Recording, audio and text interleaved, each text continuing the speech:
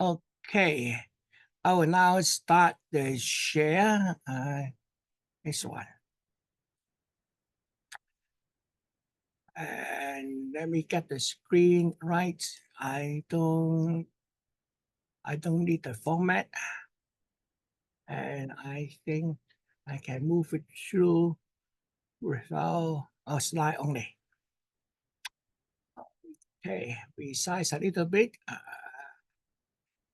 Okay, this is the third meeting of this term, and today we are looking at the efforts in Asia. There is a pretty obvious interactions between China and the rest of the world. As we have discussed before, China doesn't use military means, and China is a non-alliance, whatever we call it, country. That means it will not enter into treaties with other countries. So the relationship with all other countries can be looked at in two directions. One is from a friendship directions, partnerships. So, for example, the Chinese had different levels of partners. The partners is more akin to our friend relationships. That means we will support each other when the conflict, there's no mutual, put it other way. When we establish a friendship with somebody else, basically that means we have a lot of commonalities between us so that we can discuss things, we can cooperate. But that cooperation is not mandatory. The cooperation depends on each individual circumstance and each individual instance. But whenever there's no conflict in terms of a baseline, for example, sovereignty, etc., then we support each other. So this is one level of relationship China promotes with other countries. The second relationship is trade. People argue, oh, China's trade is kind of new colonization. But we must understand, if the trade is voluntary between two parties, then both parties will benefit from the trade. If there's no benefit from the trade, then obviously we won't have an agreement and we won't trade. So when we talk about trade, we obviously consider both parties having benefits. Sometimes maybe the benefit is more one-sided than the other, but anyway, for example, recently the United States has accused China of overcapacity. For example, in the area of solar panels. Yes, at the moment, China is manufacturing about 80% to 90% of the global supply of solar panels. But that only means that the other companies is not able to compete with China in terms of either quality or price. When we trade with China in terms of solar panels, we get cheaper solar panels at a better quality at the same price point. Whether it's at this price point, the quality is better, or for the same quality, China offer a lower price point. Therefore, we trade, because if we are able to produce the same with lower cost, we will not buy from China. So when a trade is voluntary, it also means that both parties benefit, because you will benefit from lowering the cost of the product you want. Another example is, of course, is the EV, electric vehicles. Most of the manufacturing vehicles in China is consumed in China itself. Only a small percentage is exported. At the moment, inside China, the waiting list for electrical vehicles is about 6 months. So if you place an order on a electric vehicles, you expect to up to 6 months before the vehicle is delivered. That means the demand in China is not satisfied at the moment, but still thinking long term, wanting to have a presence in other significant global market. So the manufacturers actually do put aside a fraction of the production for export. So we look at China's relationship with the world in these two angles. Then we can look at it in terms of the Chinese effort in Asia. Now, China is a very old country in one sense, but a very new country in the other sense. The People's Republic of China is formed in 1st of October 1949. So it is still less than 100 years. It is about 70-something years. So in terms of that, this is a new country.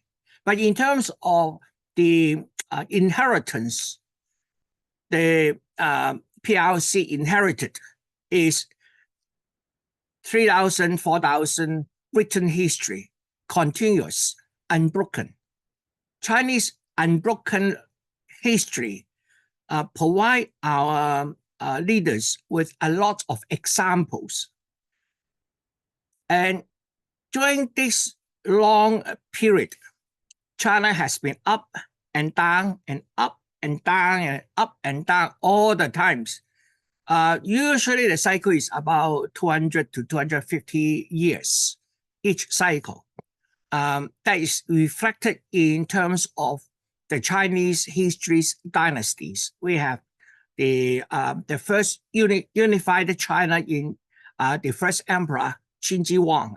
From there onwards, we have the dynasty up and down, up and down.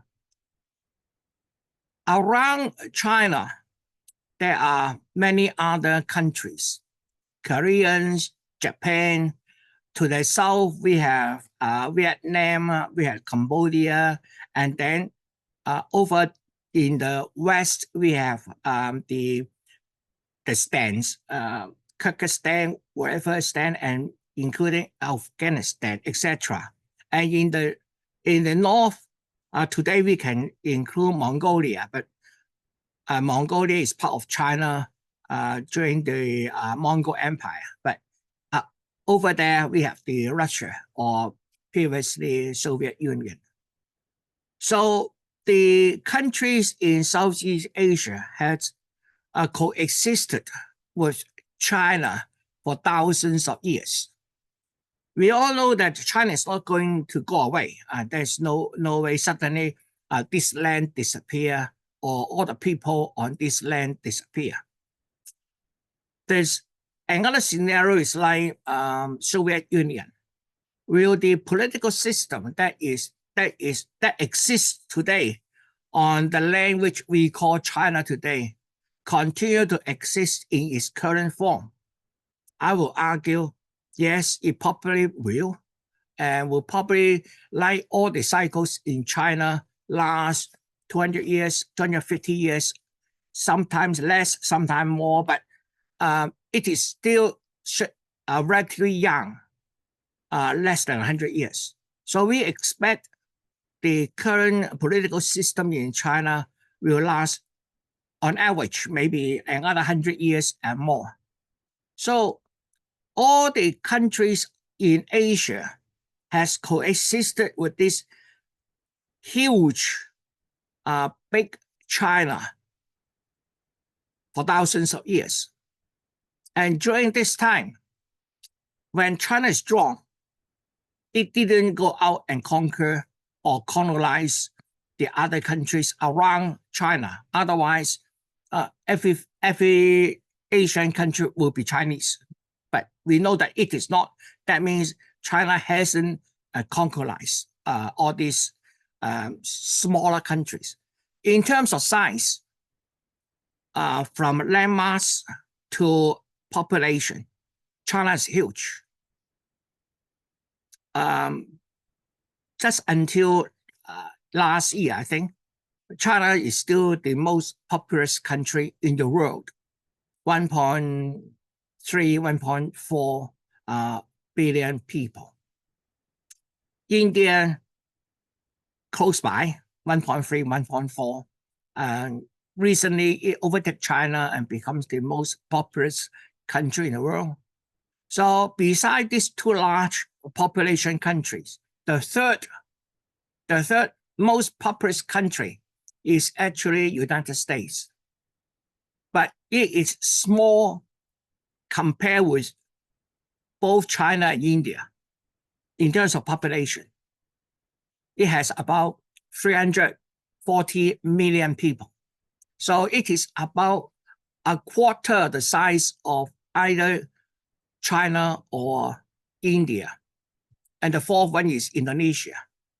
So in terms of land size, China probably is the third or fourth largest country in terms of land size. So Asia countries has coexisted with this giant in terms both of its landmass, in terms of population, and also in terms of its development, civilization. China lead the world in many areas by hundreds of years for the last almost 3,000 years. We talk about the four ancient discovery or invention, being the gunpowder, the compass, paper, and printing.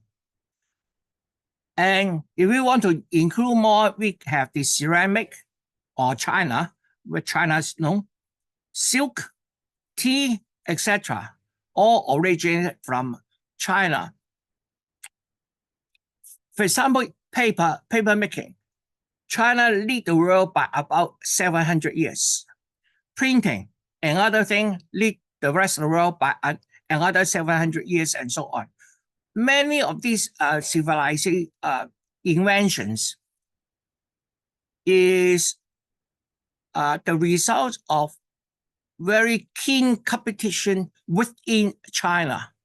And when a dominant product becomes available in China, it forms a strong monopoly.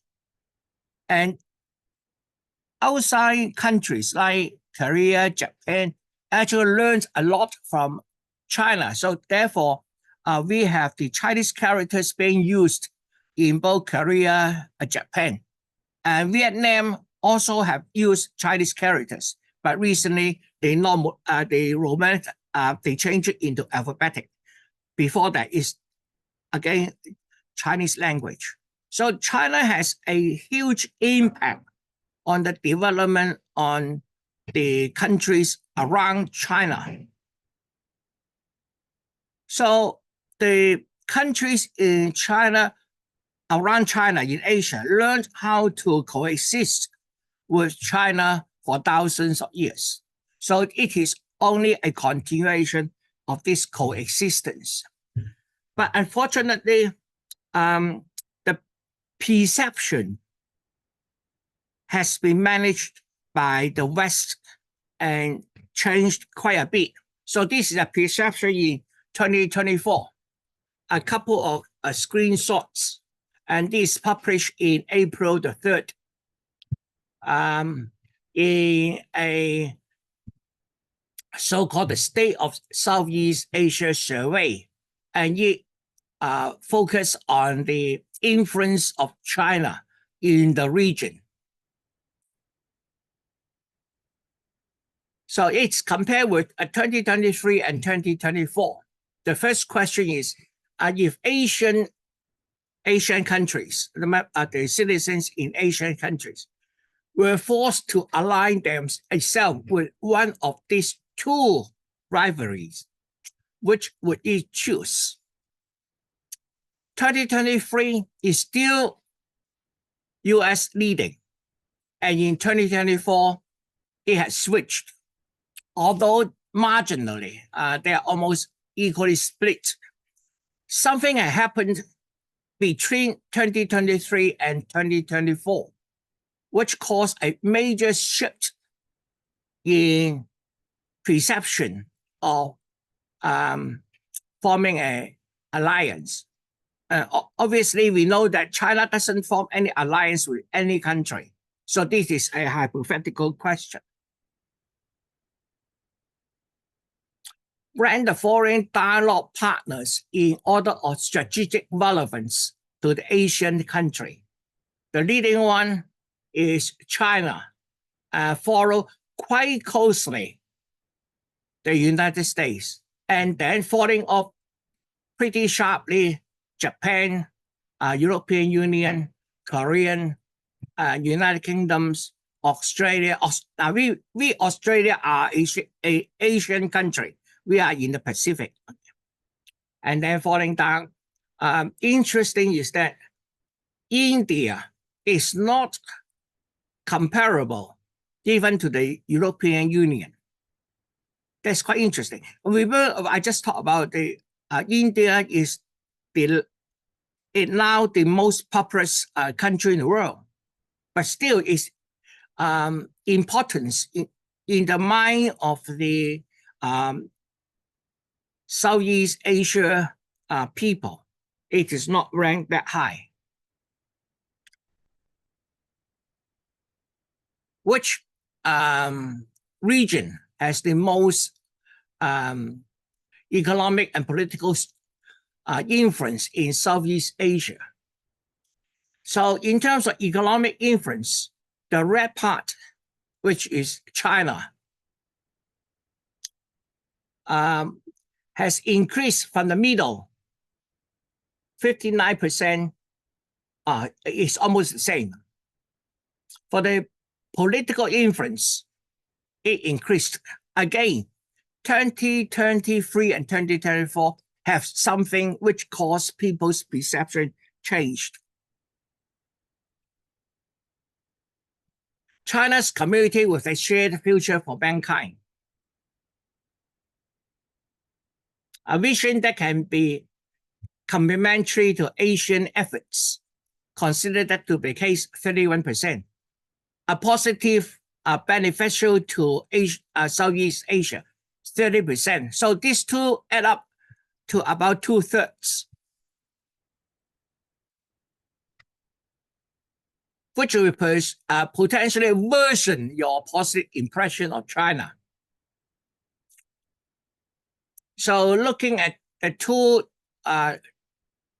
diagram, one is on the left, one is on the right. On each color, the left one is 2023, and the right is 2024. So it seems that most of the potential has dropped, except one, which is the red one. Strong arm tactics in the South China Sea. So we will talk about South China Sea a little bit later on. How confident you are that the China will do the right thing? Again, the change is against China. More people in 2024 have low or little confidence that China will do the right thing. What can China do to improve the relationship? Again, I'm more interested in looking at the change. The first one, almost 7% change, is resolve the territory and maritime disputes. So we have to ask, is there really a maritime or territorial disputes between countries. Why that perception? Of course, with that, the second one is really easy to understand because that involves sovereignty. Once you talk about boundaries, then you always involve sovereignty. So that was a perception. So what is the reality? Again, I'm looking at several trade agreements. The first one is the China-Asian Free Trade Agreement. The one in blue are the Asian countries, the main one. And then the one down there is actually included New Zealand and Australia.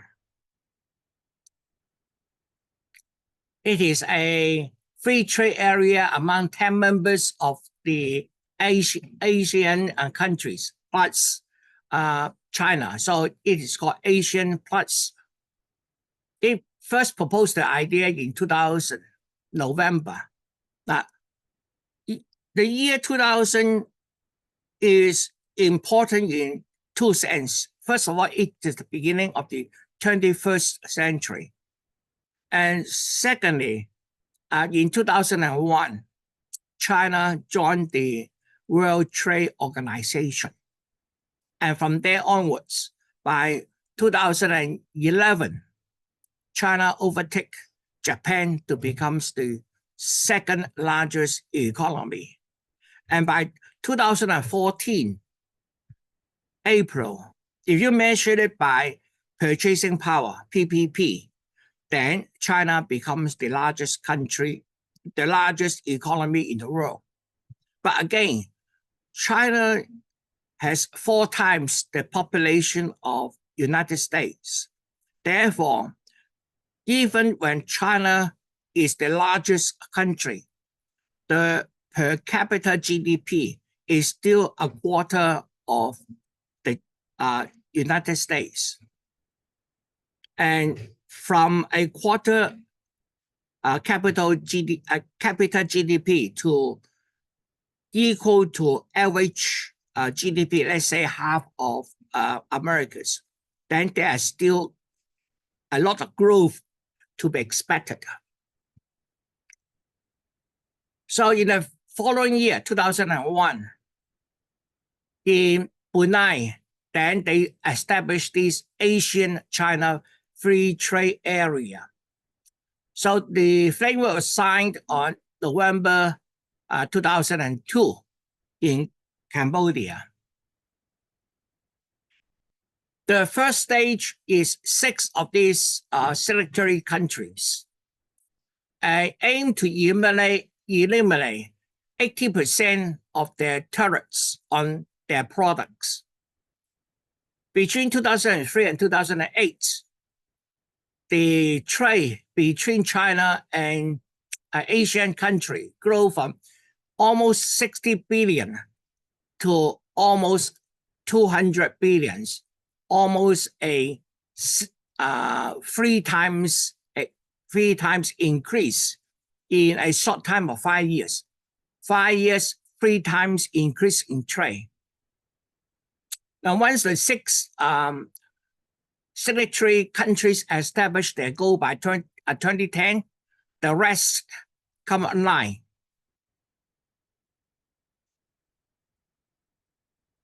The members of Asian country represent 650 million, are half the size of China. Half the size of China.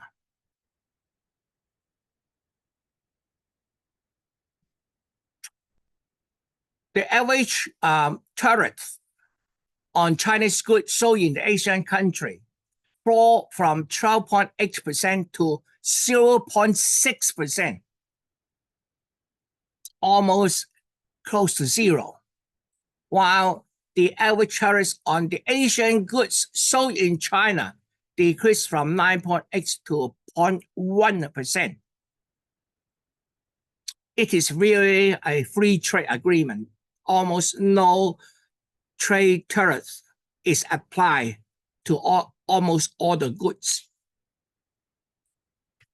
Here is another look at the change. The top one is trade total, and the trade balance. The trade balance is measured from the point of China. China is having a negative trade balance with Asian countries. Now, remember, China has always maintained a positive trade balance with the rest of the world combined. But for Asian countries, China maintained a negative trade balance. Okay, the next hot question is, of course, this South China Sea.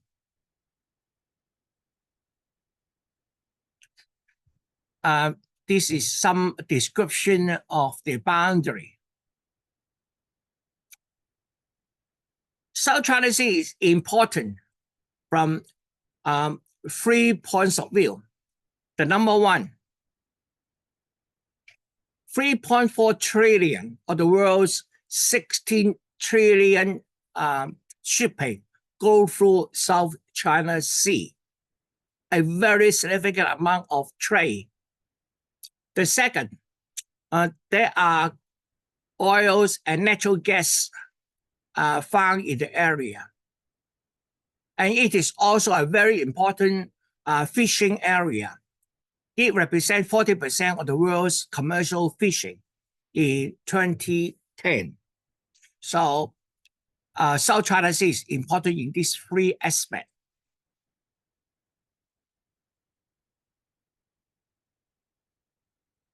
Okay, now, most of this trade, 3.4 trillion trade, of course, some of them will go to other countries like Japan, Korea, Philippines, and so on.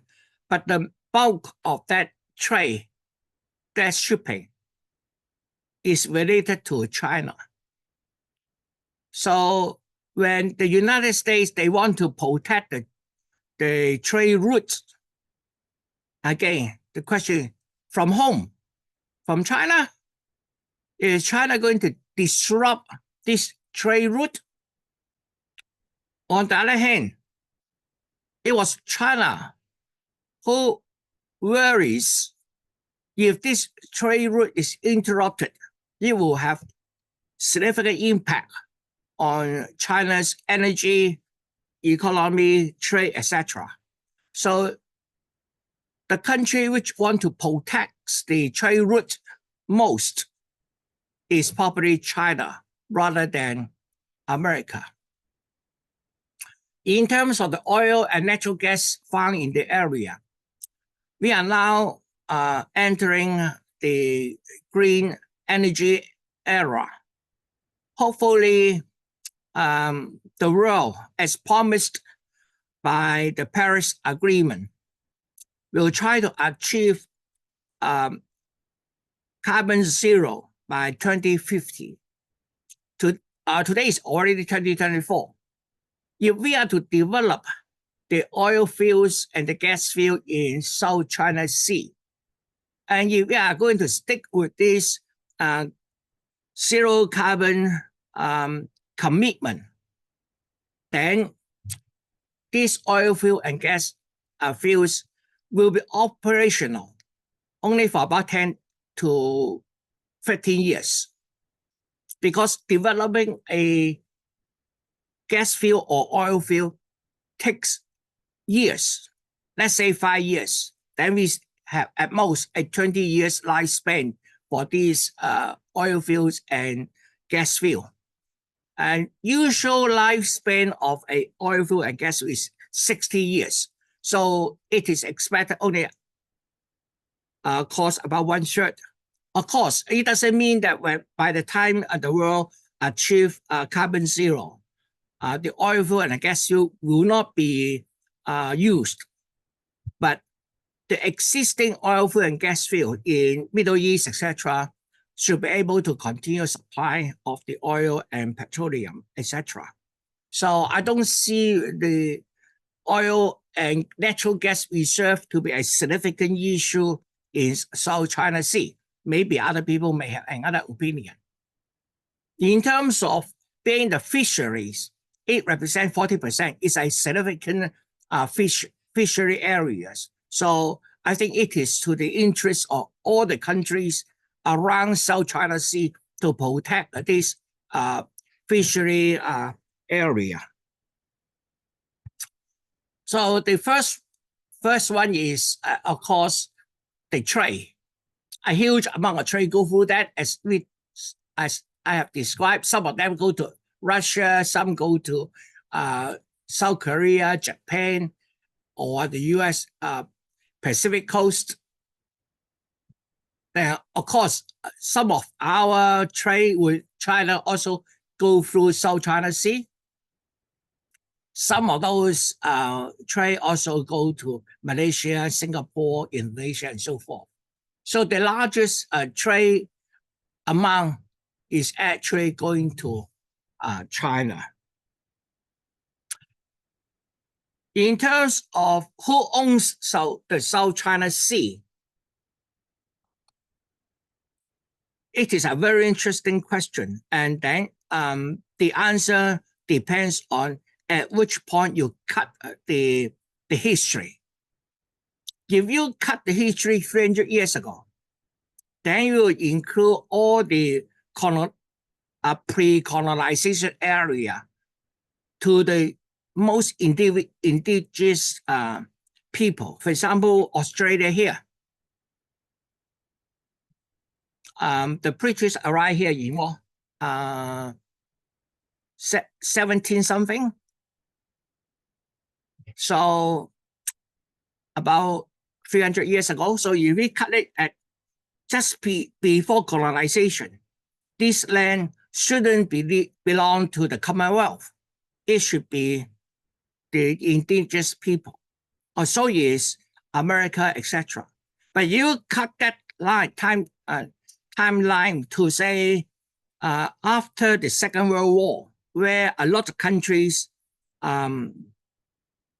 became independent, then it's another issue. So when we look at who owned that piece of land, there are many different criteria. From historical point of view, another area to look at is who administrate the area in history. So the first recorded record of this South China Sea in Chinese history is 1000 BCE. So China had described this area at least 3,000 years. Moving to closer into the current system, in the Eastern Han Dynasty, that is 200 years after the Christ or the current era, China already established several different names of this area. And the name South China Sea, or simply South Sea, Namhai, is very well established in our Qing Dynasty.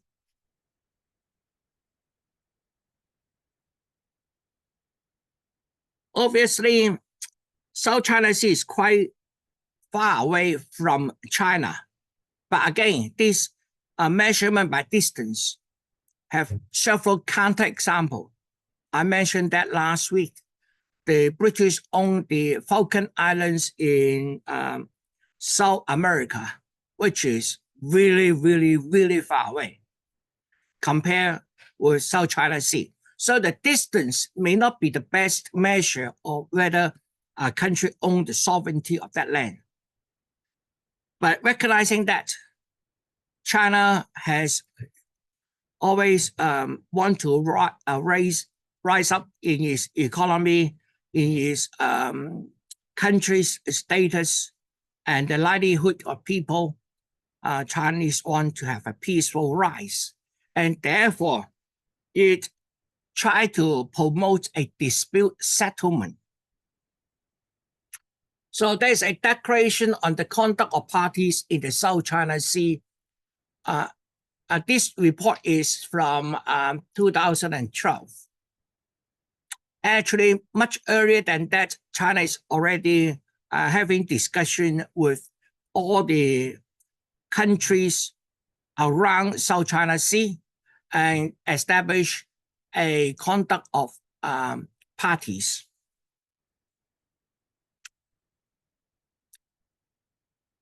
So this is from the Declaration of Conduct of Party from the Asian.org. So this is the official record. I'm copying the first few lines there.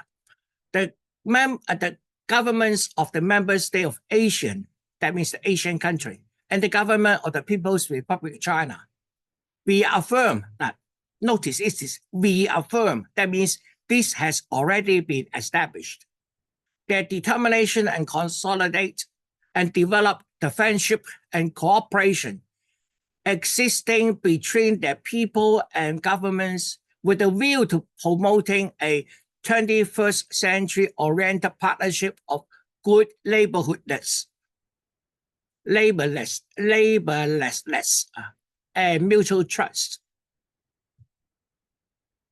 The need to promote a peaceful, friendly, and harmonious environment in the South China Sea.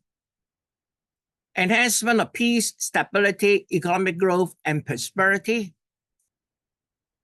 And then enhancing the principles and objectives of the 1997 joint statement of the meeting of the heads of state government of the member state and China, desiring to enhance favorable conditions for a peaceful, durable solution of differences and disputes among countries concerned.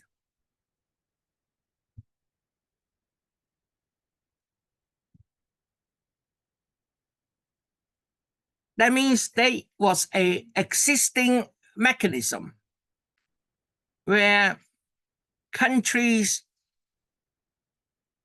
having dispute in this area can manage. So this reaffirmation is 2012. I think what happened later on has been publicized by Western media quite a bit. Remember, Philippines so-called set up a South China Sea claim at The Hague. The Hague mechanism, or the conduct of the sea mechanism, is a tribunal, meaning the parties in contest plus the Hague Council or the courts will try to negotiate a resolution. So when Philippines bring the issue up, it should have bring China in order to establish the tribunal, in order to establish a resolution. So that's point number one. And number two, the so-called court setup is not part of the United Nations. The so-called court rents a room in the building and claim to be part of United Nations. I don't know why United Nations will allow this so-called court to rent a room, but it is only a room, so it is a rental relationship between this so-called court and United Nations. Obviously, there is a lot of political manipulation behind it. Otherwise, I don't see any reason why a United Nations property will need a renter for a room. So because this is not part of the United Nations, China was not represented in the so-called tribunal. And so that means whatever argument put forth is one-sided. There's no counter-side.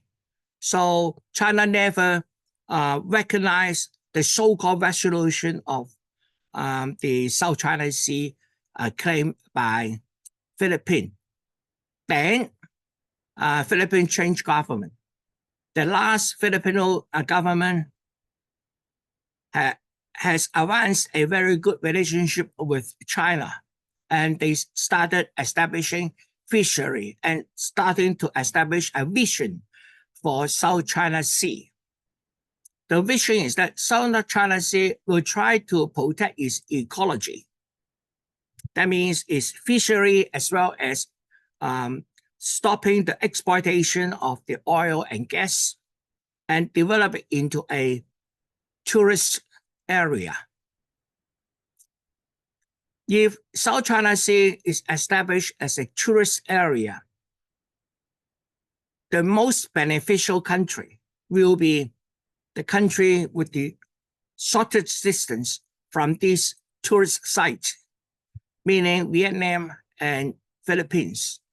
So it was a good win-win situation with Chinese tourists coming into the South China Sea for a vacation and then being close, take a little flight to either Vietnam or to Philippines to extend his holiday.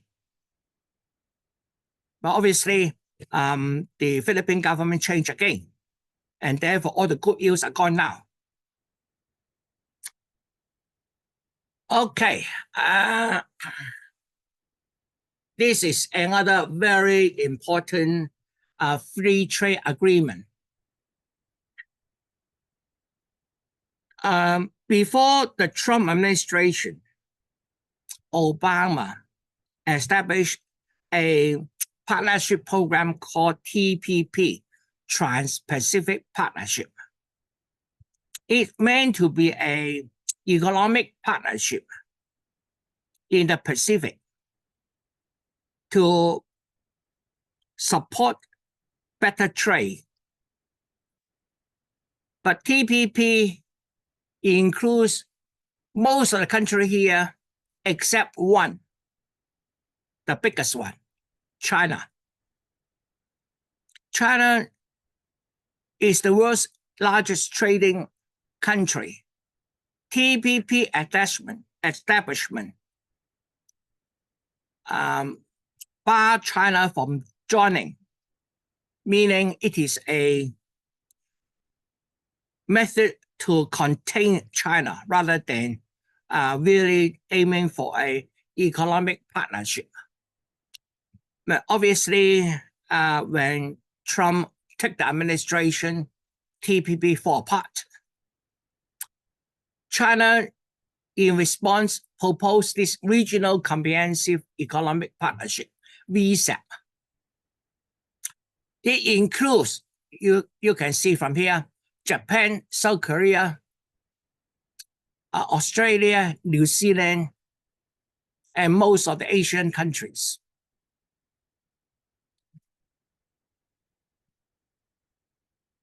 So it is a lot of countries, 15 members, represent 30% of the world's population, 30% of the global GDP. Now, one country which is significant but not part of this RCEP is India. India is not included. But when the original idea is proposed, India was there. So India opted out, but was later invited to join at any time, no condition. Of course, such an economic partnership, it includes a lot of negotiations. India being opted out That means it's also opt out from setting the policies and the rules in this partnership. When India rejoined, if ever, then it lost the opportunity of shaping the policy and rules to its advantage. I think India is making a very bad choice there. It was formally signed on 2020, November 15. So it is only about 4 years now, less than. And the composition is also very interesting. It includes high, middle, and low-income countries. High-income countries, of course, include Japan, South Korea, Australia, New Zealand. Middle-income country includes like China, and low-income country may include the Philippines, the Vietnamese, and so on.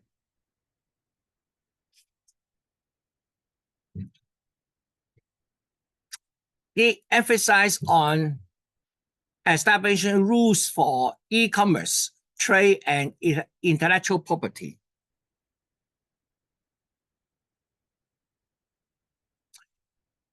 Several analysts predict that it would offer a significant economic gain for signatory states, boosting post-pandemic economic development, economic recovery. So this is a summary of the few major trading bloc. United States, Mexico, Canada. So that is the middle and Northern American bloc. $24.37 trillion. The European Economic Area, EU, 18.85 trillion. This RCEP, slightly bigger than the American, 25.84 trillion. Not much, just slightly larger.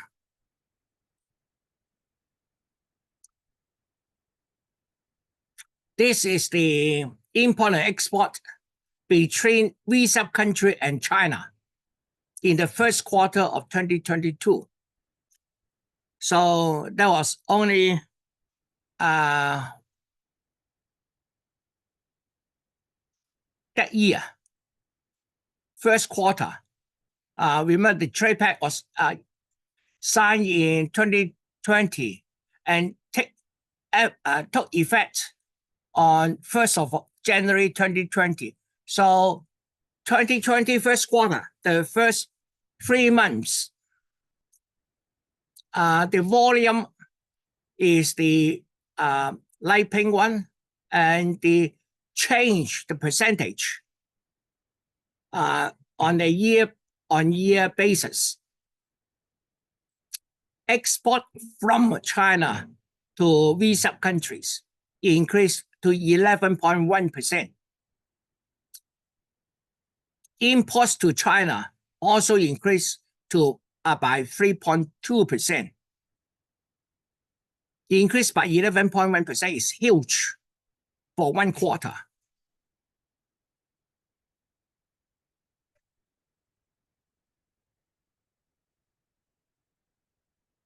RCEP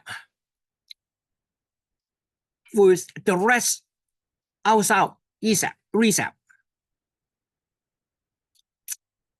So it represents about 30% of the global population, 30% of global GDP, and it trade with the rest of the world, again, similar, 33%.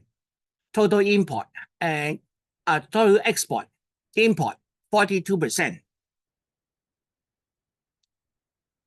United States, again, represent 37% of United States imports.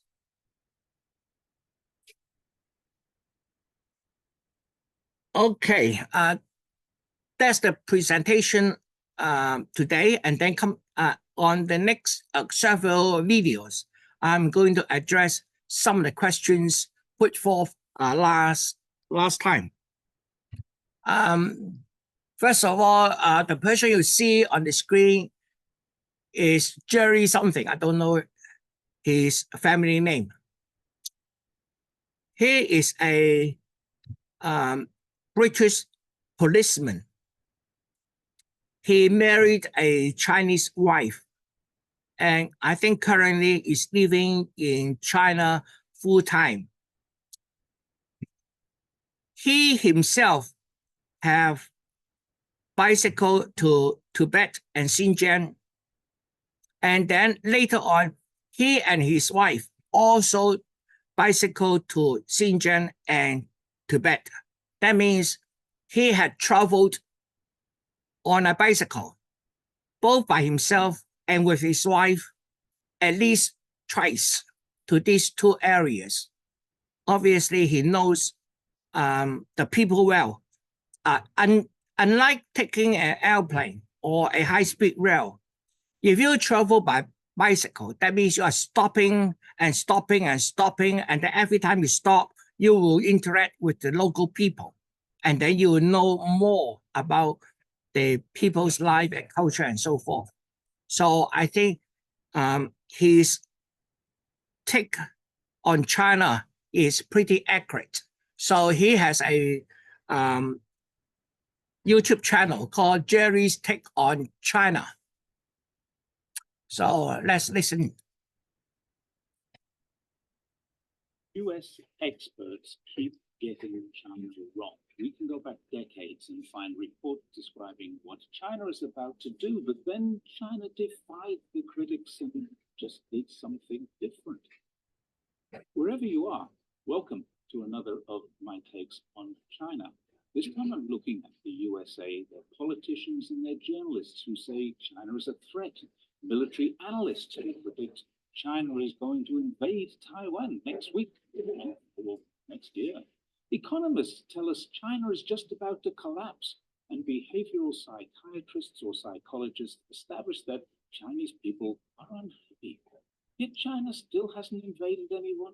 It's still growing. The IMF just visited and upgraded their forecast. International surveys, such as those by Harvard University or the Ipsos Global Happiness Index, tell us that China is a safe, stable place where satisfaction in government is more than double what any Western leader can claim. Wow. The simplistic reason they get it wrong is that US media deceives their readers. For example, information about that IMF visit to China appears in such a way that the IMF were critical. They weren't. One day after the IMF visit, Bloomberg reported with the headline, quote, China rejects $1 trillion housing rescue plan pitched by the IMF, misleading US readers into thinking the IMF offered China $1 trillion and China said, no thanks. What really happened was that the IMF suggested China use $1 trillion of Chinese taxpayers' money to bail out developers. To quote China's IMF Executive Director Zhang Zhengqing, we believe that we should continue to apply market-based rule of law principles in completing and delivering these units. He also suggested that this would be viewed as a precedent in future economic issues, and more bailouts might be expected in the future. China has consistently refused to bail out corrupt or inefficient businesses, so media misinformation is part of the problem, but it doesn't answer the question of why. The deeper reasons are cultural and psychological. It isn't racist to say it.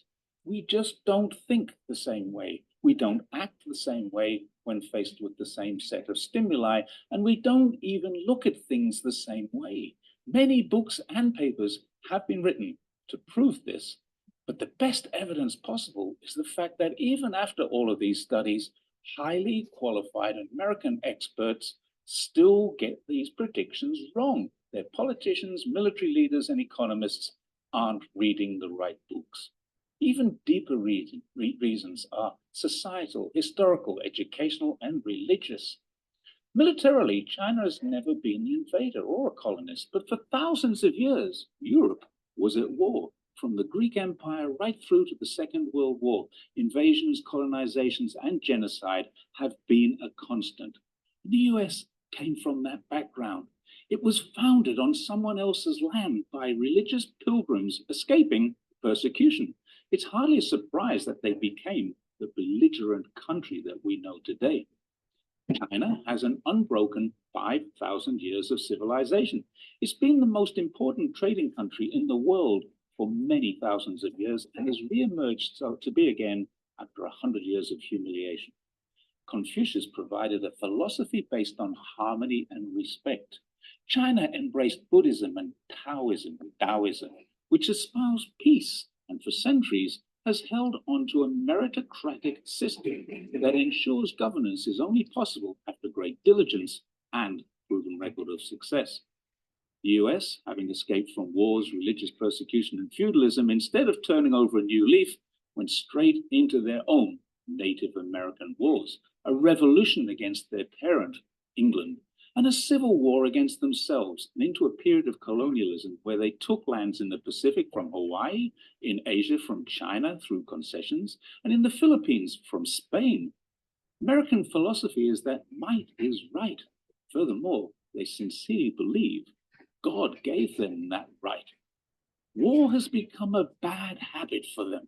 When there's a conflict, diplomacy takes a back seat, and the military takes action. Historically, when the US disagreed with another country or their own indigenous populations, they signed treaties, all of which they immediately broke.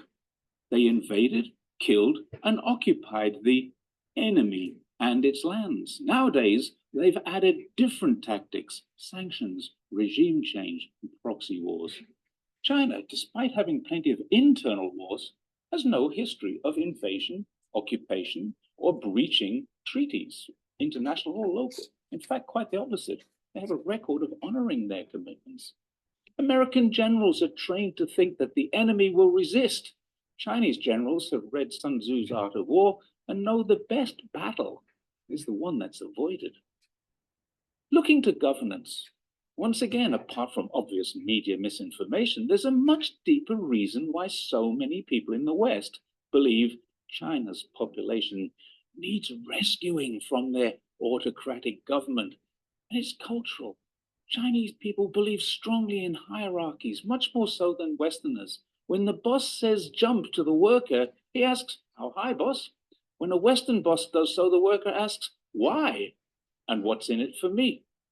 In behavioral psychology, this is called power distance, and it applies throughout society. Chinese kids are generally more diligent at school and more obedient to their parents. Chinese adults are more compliant to laws, at least where there's a chance of getting caught. Where there's no chance of getting caught, then the law is taken as a bit of a guideline. Americans see this as part of an autocratic state. Chinese view this as normal governance. If the Chinese government says, for example, it's bad to insult the leader of the country, so we're going to make that illegal, Chinese people accept this. Americans start screaming about free speech because they want to insult their leaders. Chinese police manage the behavior of the people by counseling, warning, and eventually punishing. US police profit from the misbehavior of their people by fining, asset seizing, imprisoning, and forcing slave labor on those prisoners that they don't kill.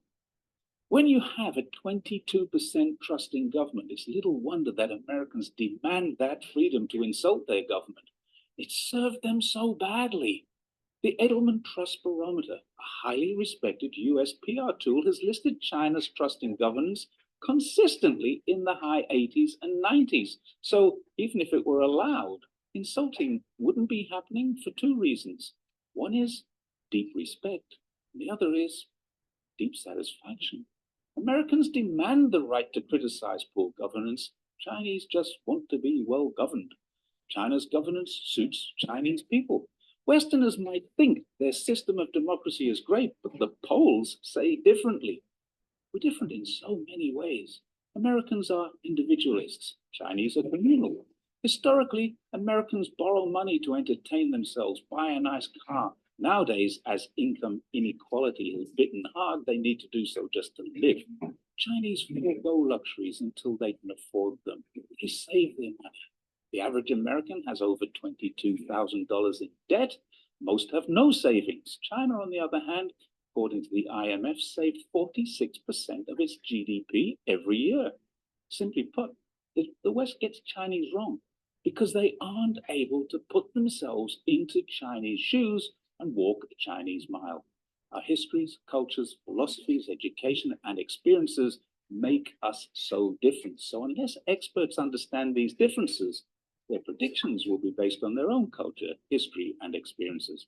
Every time they make incorrect predictions, they tell themselves, if I was Chinese, this is what I would do. Except if they were Chinese, it isn't what they do at all. Look out for part 2 of this series, which will explain the many ways in which our media misinforms us. Okay, so that is the first. I need to get the navigator to move to the next clip.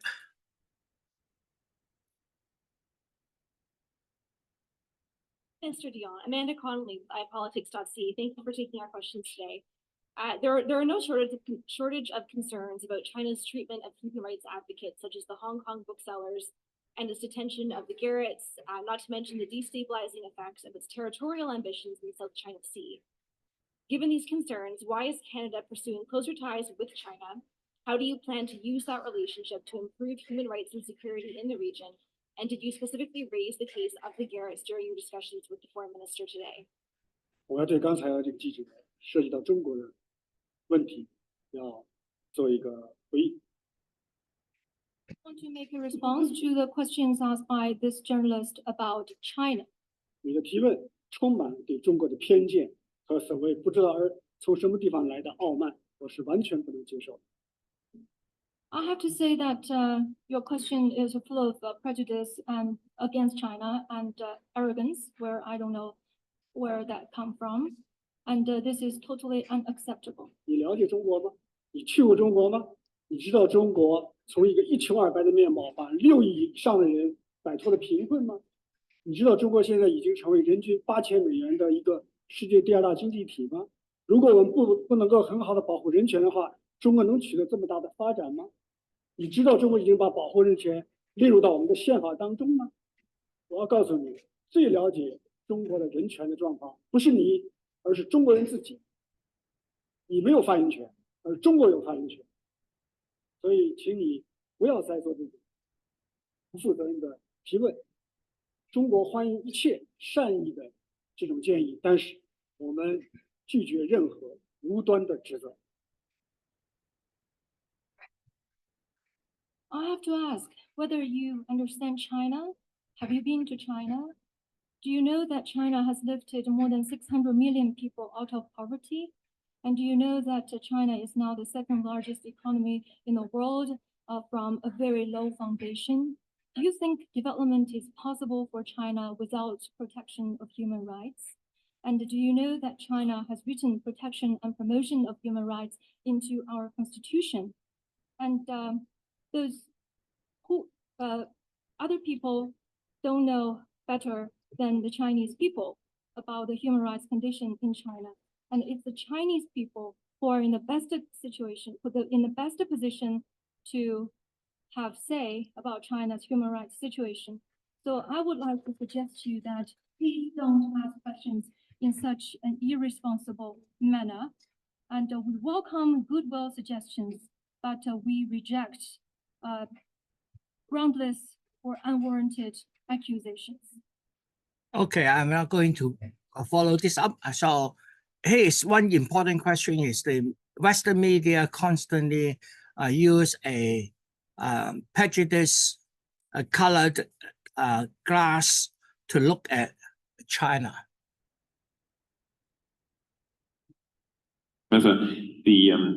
You said a lot of wonderful things about China, and surely they're doing a lot of things right. But how do you reconcile the fact that to make it work for China, it seems to be based on a high level of repression, environmental destruction, censorship, a certain ideological stubbornness. I mean, we've spoken about Hong Kong, the Uyghurs. how do you reconcile that, and why do you think that's? I mean, do you think that's tolerable? Thank you. I'm really glad you asked that question because your question captured very well the Anglo-Saxon media's perception of China. And I would suggest to you very bluntly, there is a distorted perspective of reality. Let's take the first word you use, repression. If the Communist Party of China only relied on repression to stay in power, it would not create the most dynamic economy in the world, right? It is by far the most dynamic economy in the world. It has delivered the fastest growing economy for 30 years.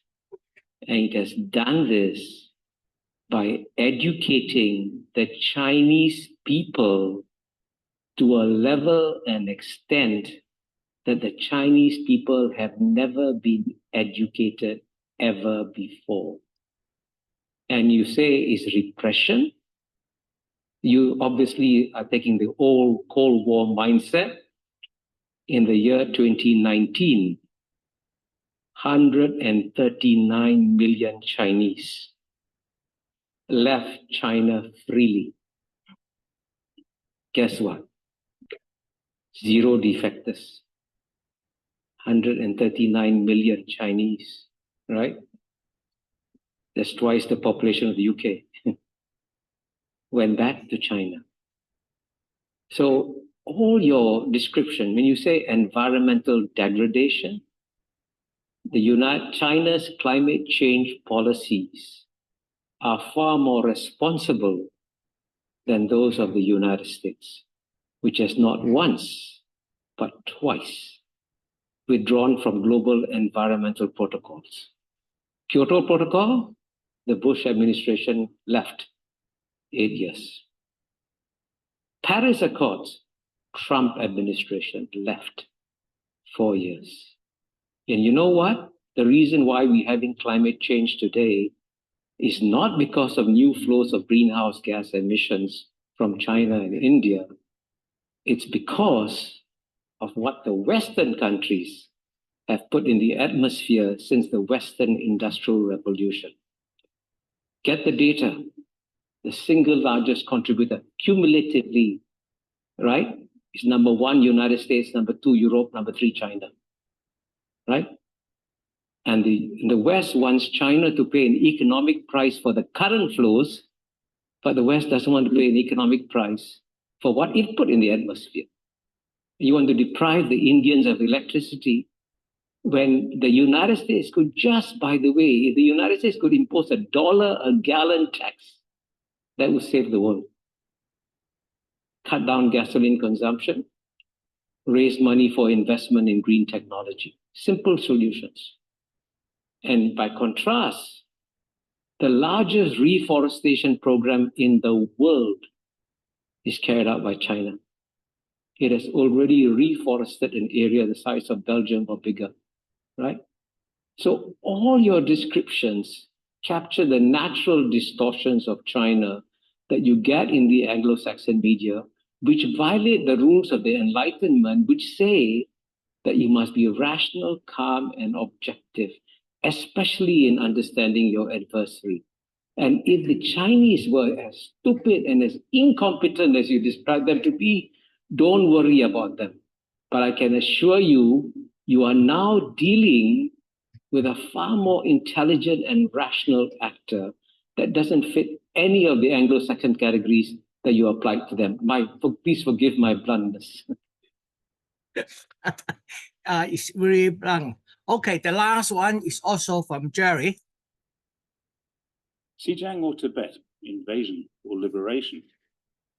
Controversial questions, and questions that state media here probably would never ask, but I did, because I really wanted to know the answer from the mouths of local people. I have enough B-roll to make several more videos about Xinjiang, but to show some of the sites that I saw there as well. And I will do so in a couple more days. But today, I just wanted to get the elephant out of the room and cover the controversial issues. We'll keep the sightseeing for later. Wherever you are, welcome to another of my takes on China, my third video about my first visit to Tibet, which from now on, I'm going to call Xizang. Sorry about my voice. A message to the Tibetan community first. In places like Washington, you're very well organized. I can make a dozen videos about my experience of Xinjiang, and I might get 1 or 2 comments from the Uyghur diaspora. And in fact, 99% of the comments coming from Uyghur named accounts are quite positive, thanking me for telling the truth. There are almost no negative comments on my Twitter, X, or YouTube accounts when I talk about Xinjiang. But mention Xizang, it's a very different story. Tibetan named accounts hit me by the dozen. First of all, thank you for watching, if indeed you did.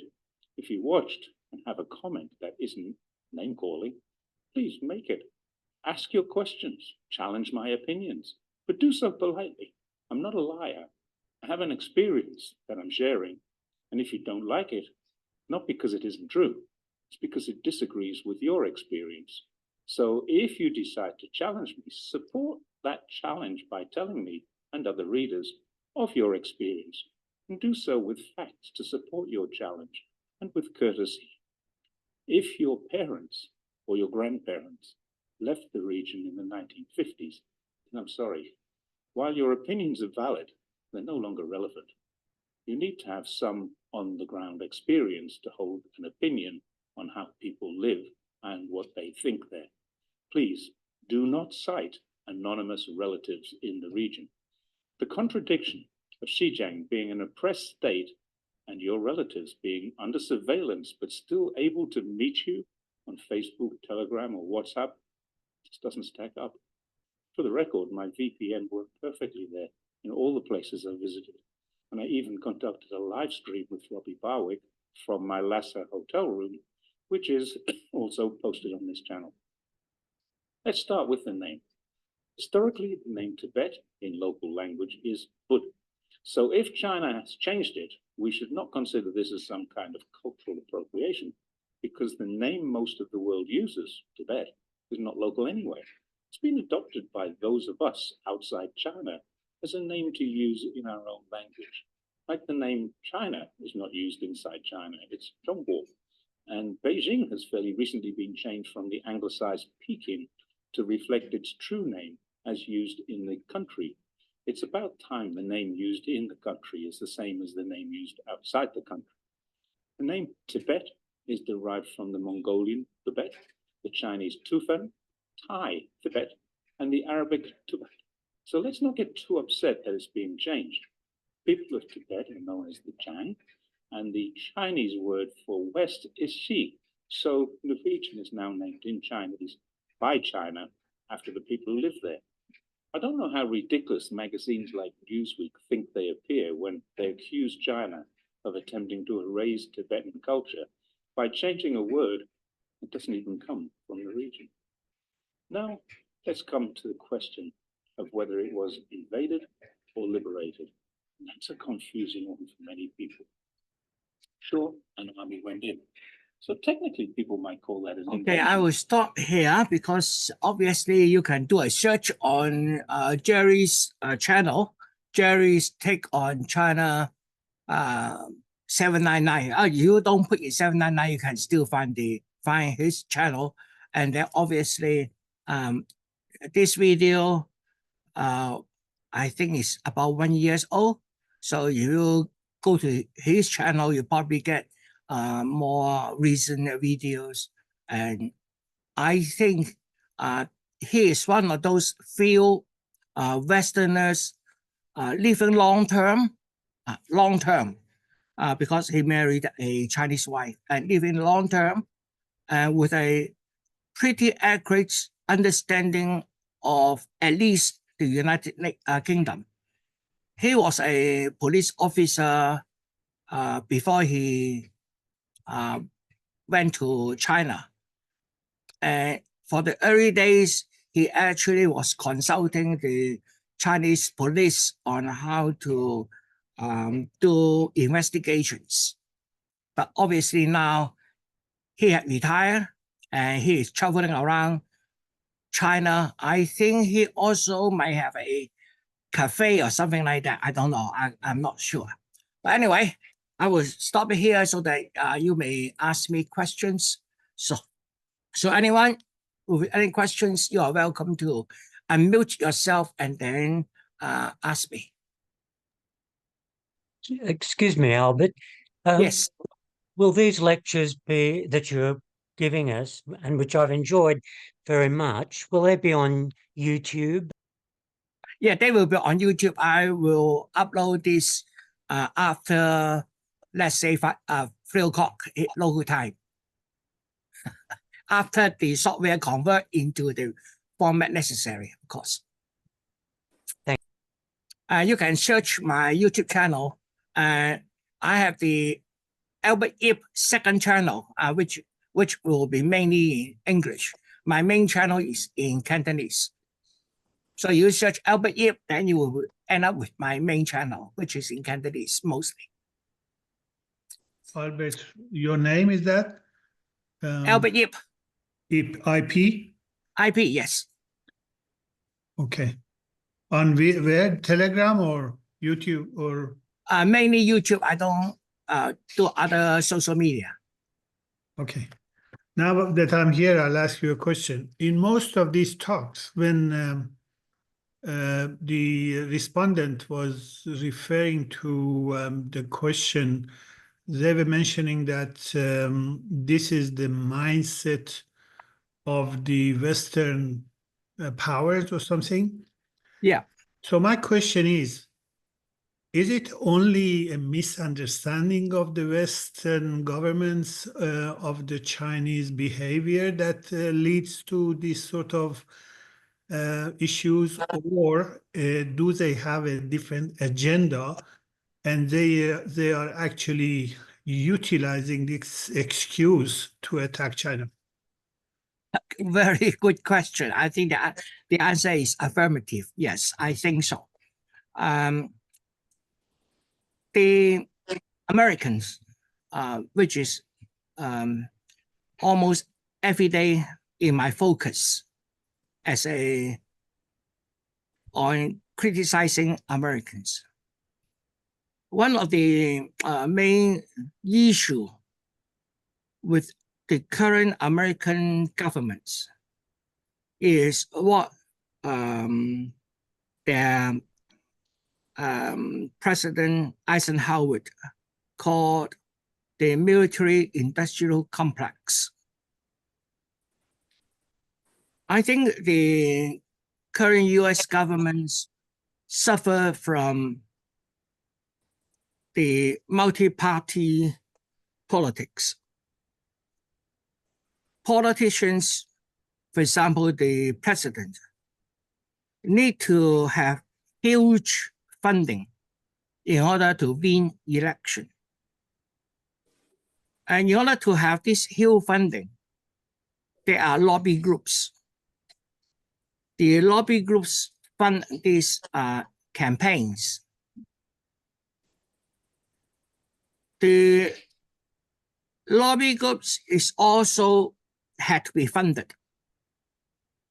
Where the lobby groups get their money. The Americans is the largest defense budget country in the world by a large margin. I think this year is about 800 billion. So let's say the military industrial complex take 1% of that money, that will be 8 billion. Divided by the number of politicians in both the Senate and the House. So that is about 550 something people, let's say 500. So 8 billion divided by 500 will be 40 million. Annually, every year, $40 million to convince one politician in either the House or the Senate to support funding of the military. That's only 1% of the funding. And of course, that funding was distributed to different contractors and companies. So different countries may put forward different amount of money, but that it will be money well spent. Take 1% of your money to secure the 100% of your funding is a very good deal. With that in mind, that means there's another critical requirement for this military industrial complex to continue to work is to have an enemy. If you don't have the enemy, it doesn't satisfy putting so much money in military. So how do you get an enemy? Well, by creating one, either real or imaginary. When let's say in a criminal gang, there's a number one group in the area. It has been ruling the area. Then another group surge up, becoming the second largest and going to challenge your position in the area. What do? Kill your competitors before it challenge you. So traditionally, Americans has been killing the second largest economy all the time.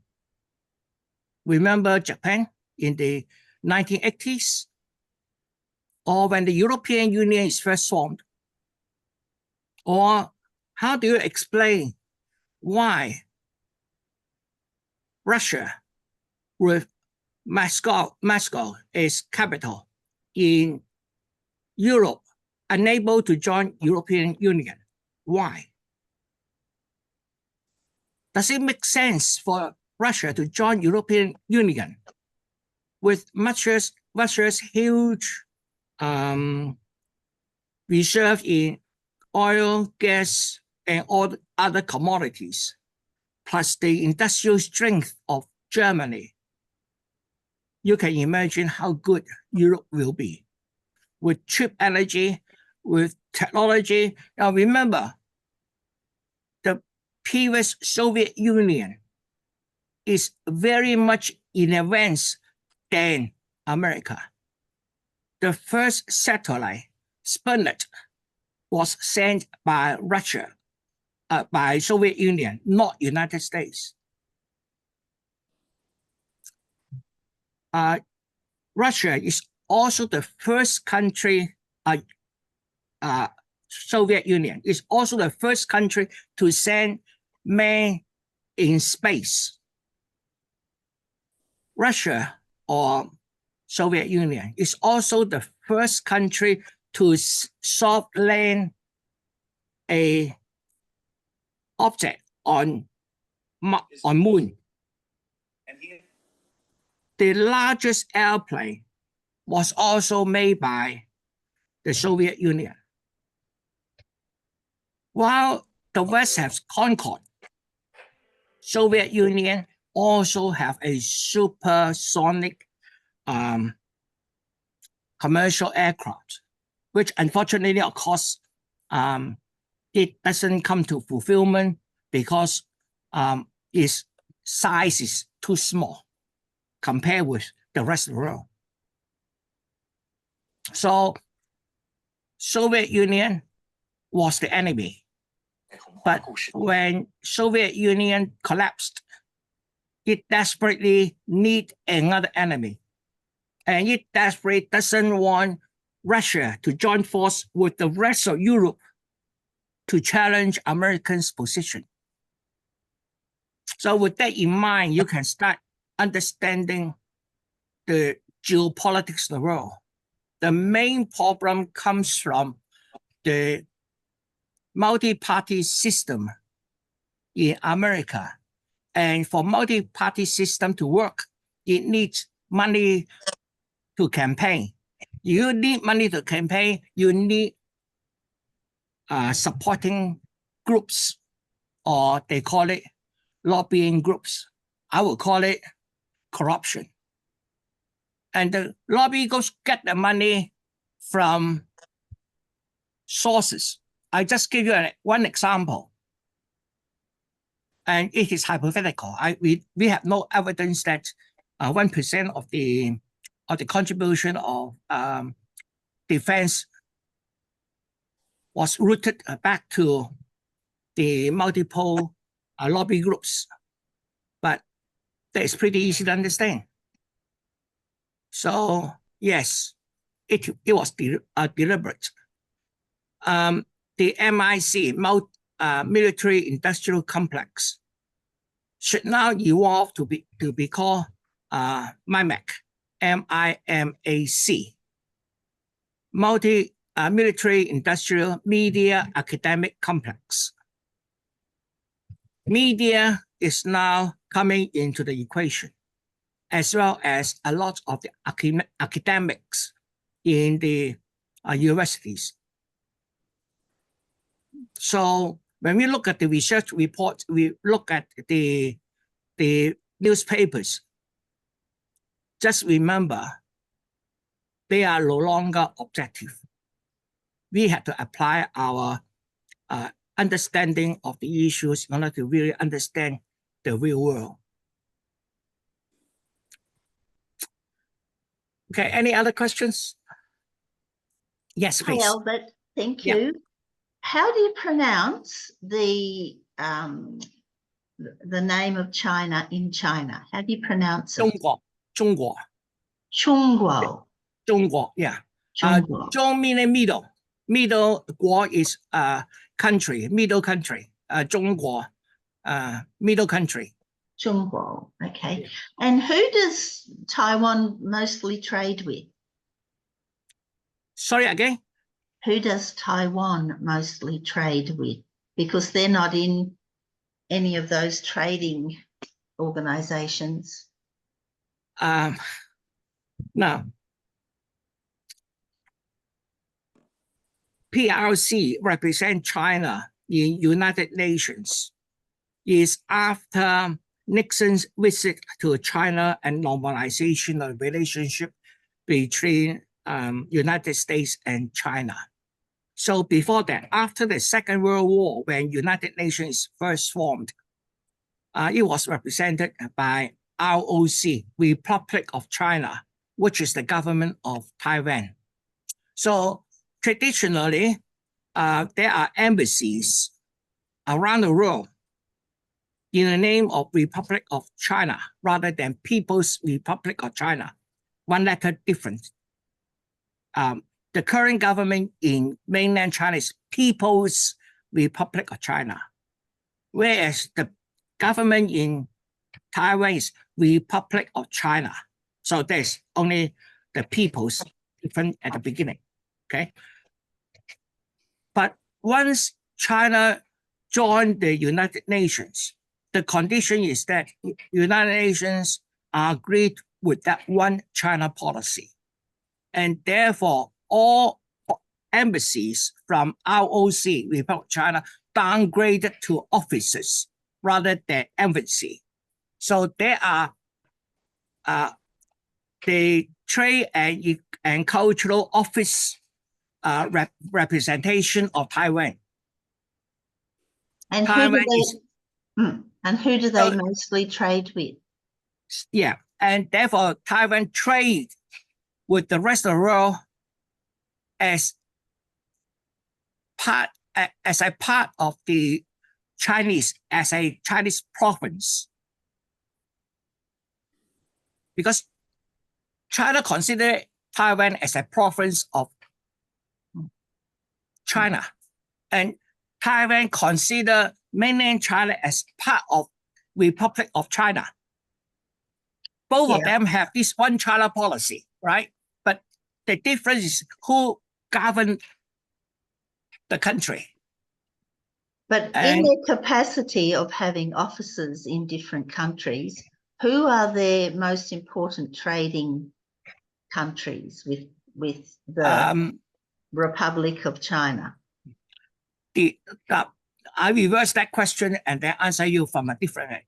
The major product from Taiwan are agricultural products. For example, pineapples, etc., is a main produce from Taiwan, but they are usually sell to Asian countries, including China, mainland China. The other major product from Taiwan is semiconductor. The world's largest semiconductor foundry making chips, making semiconductors is TSMC,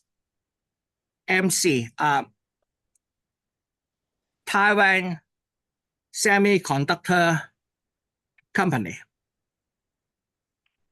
TSMC. At the top of this manufacturing of the chips, TSMC by itself represent about 62% of the world's production. 62%. And then followed by Samsung, and then another company in China, SMIC. Both of them represent about 16% of the world's chip manufacturing. So these three companies combined, TSMC, Samsung, and the one in China, represent about 90% of the world's semiconductor manufacturing and design. So the main produce of Taiwan goes to everywhere else, including mainland China. Chinese consume about 60% of the world's semiconductor products. And TSMC manufactures 60%. So a huge amount of that actually go into China. So you ask which is the largest trading partner, mainland China. Yeah. Albert, Yes. Albert, I couldn't find your second channel on YouTube. I don't know how to search it. Can you just give me the? Okay, I will put the channel reference on the chat. So just hang on a sec.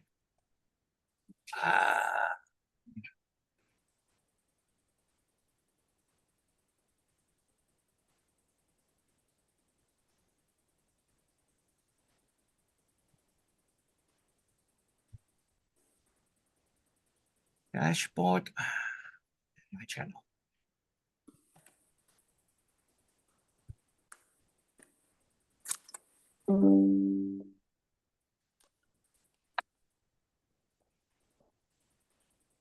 Control C.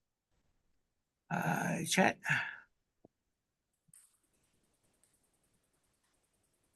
Okay, I put the link to my channel on the chat so you can.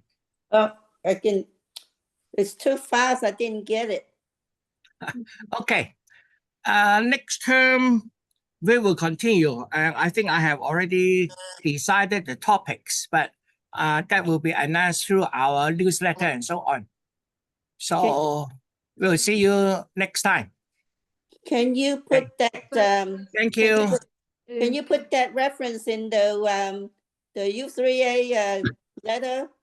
Okay, I will tell the UVA letters. Yeah. Yeah, because Okay. it's We too don't- fast. I didn't catch it. Thank you. Okay. Bye bye. Thank you, Albert. You're welcome back. Thank you. Bye bye. Thank you. Thank you.